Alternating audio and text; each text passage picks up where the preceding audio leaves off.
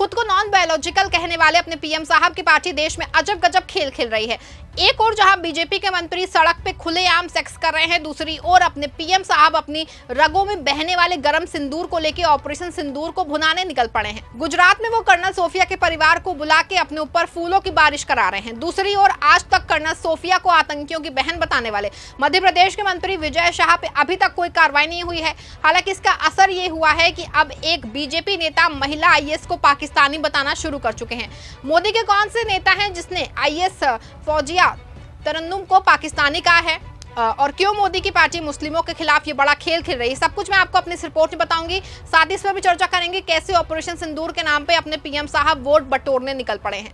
नमस्कार, आप देखना शुरू कर चुके हैं 4 PM और मैं हूं आपके साथ सिमरन। दोस्तों, पहलगाम में आतंकी हमले के बाद सेना की ओर से ऑपरेशन सिंदूर चला के पाकिस्तान के आतंकी अड्डों को तबाह किया गया। इसमें कोई शक नहीं है कि ये सेना का बहादुरी और जाबाजी भरा ये काम था, लेकिन ये भी सच है कि पहलगाम के आतंकी कौन थे, कैसे पाकिस्तान से आए थे और किस तरह से 26 बेकसूर लोगों को मौत के घाट उतार दिया था।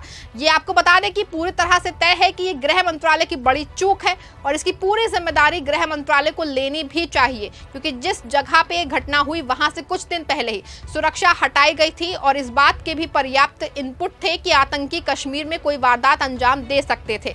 इस सबके बाद पहलगाम में आतंकी हमला होना और 26 वीरांगनाओं के सिंदूर के उजड़ जाना सच में गृह मंत्रालय के लिए शर्म से डूब के मरने वाली बात है। लेकिन आपको बता दें कि जब से मोदी सरकार देश में आई है, बातें तो बहुत बड़ी बड़ी करती है, लेकिन जब बात नैतिकता के तराजू पे खुद को तौलने की आती है तो बीजेपी बहुत पीछे हो जाती है।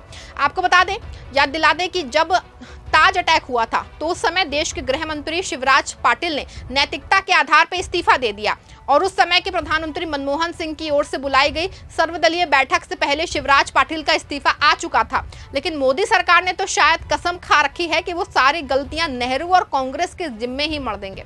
बता दें आपको कि आज अपने पीएम साहब सेना के जाबाजी और बहादुरी के प्रतीक ऑपरेशन सिंदूर को गुजरात में भुना रहे हैं।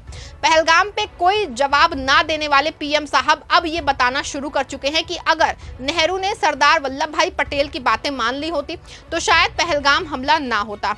एबीपी न्यूज की खबर है, खबर देख लीजिए, इसमें साफ तौर पे लिखा है 3 टुकड़े मान ली होती सरदार पटेल की बात तो नहीं होता पहलगाम अटैक, गुजरात में बोले पीएम मोदी। खबर की हेडलाइन से ही साफ है कि अपने पीएम साहब का कहना है कि ये गलती सीधे तौर पे पंडित जवाहरलाल नेहरू की है, यानी कि पहलगाम हमले के चूक की वजह अमित शाह नहीं बल्कि पंडित जवाहरलाल नेहरू हैं।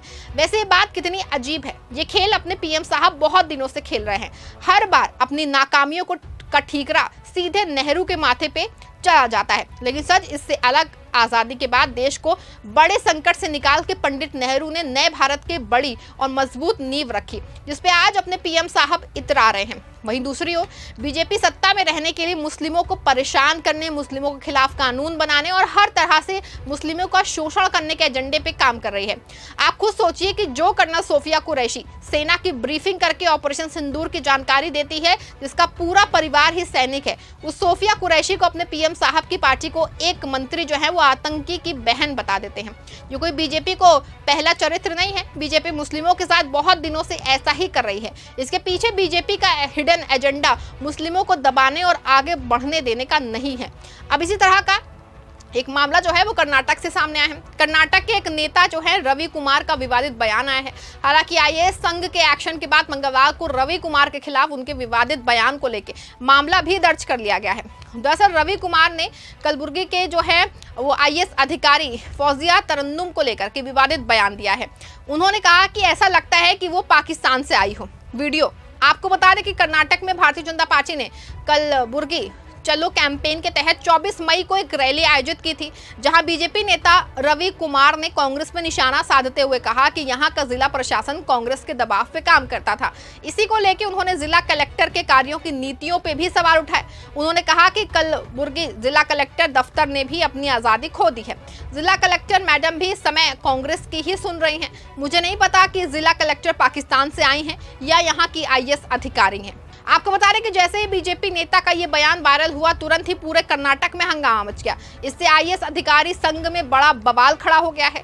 हर ओर से ना सिर्फ बीजेपी नेता की निंदा का दौर शुरू हो गया है, बल्कि आईएएस अधिकारी संघ ने बीजेपी नेता रवि कुमार के खिलाफ एफआईआर की है, वो दर्ज करा दिया है। इसी के बाद बीजेपी नेता की मुसीबत बढ़ती हुई दिखाई दे रही है। आईएएस अधिकारी संघ ने बीजेपी नेता रवि कुमार के बयान की निंदा करते हुए कहा कि इस प्रकार की गैर जिम्मेदाराना टिप्पणियों को किसी भी हालत में स्वीकार नहीं किया जाएगा। संघ ने कहा कि कुमार को अपनी टिप्पणी पे बिना किसी शर्त के माफी मांग लेनी चाहिए।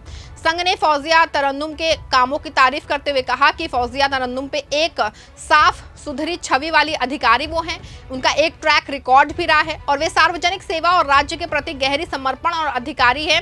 उनके खिलाफ रवि कुमार द्वारा की गई टिप्पणी निराधार है, अनुचित है और पूरी तरह से तर्कहीन है। संघ की तरफ से कहा गया है कि रवि कुमार ने जो बयान दिया है, इस तरह के भड़काऊ और झूठे बयान न केवल प्रतिबद्ध सिविल सेवकों की गरिमा को ठेस पहुंचाते हैं, बल्कि गंभीर मानसिक आघात भी पहुंचाते हैं और कर्तव्य की पंक्ति में उत्पीड़न के समान है। इसके साथ ही संघ ने इस तरह की टिप्पणियों पर भी चिंता जाहिर की है। संघ ने साफ कहा है कि वे आगे आने वाली किसी भी स्थिति में अपने अधिकारी के साथ खड़े हैं। आपको बता दें कि जिस तरह की टिप्पणी आईएएस संघ ने की है, कुछ ऐसी टिप्पणी बीजेपी की ओर से भी आनी चाहिए थी, लेकिन जो बीजेपी अपने मंत्री विजय शाह पे आज तक कार्रवाई नहीं कर सके, वो कैसे रवि कुमार पे कार्रवाई कर देती। बीजेपी को लगता है कि मुस्लिमों को खिलाफ बोलने, उनको प्रताड़ित करने से उनका वोट बढ़ता है, तो बीजेपी क्यों अपना वोट कटवाएगी। आपको बता दें कि आईएएस अधिकारी पे टिप्पणी के बाद अभी तक ना तो कोई रवि कुमार पे पार्टी की तरफ से कोई कार्रवाई की गई है, ना ही कर्नाटक बीजेपी और केंद्र की बीजेपी ने इस पे कोई विरोध जताया है। ऐसे में साफ है कि बीजेपी का हिडन एजेंडा है जो मुस्लिमों के खिलाफ चलाया जा रहा है। कभी इसमें कर्नल सोफिया कुरैशी आ जाती हैं, तो कभी इसमें फौजिया तरन्नुम। आपको क्या लगता है कि कर्नल सोफिया कुरैशी के बाद आईएएस फौजिया तरन्नुम पे बीजेपी नेताओं की ओर से दिया गया बयान कितना सही है? क्या बीजेपी ये सब कुछ सिर्फ इसलिए नहीं कर रही है कि मुस्लिमों पे बेहुदा बयान दे के ना सिर्फ उसको प्रताड़ित करे, बल्कि अपनी छवि अग्रेसिव हिंदू के रूप में चमकाए? आपकी जो भी राय कमेंट में जरूर लिखिए। खबर अच्छी और सच्ची लगे, खबर को लाइक और शेयर भी जरूर कर दीजिएगा।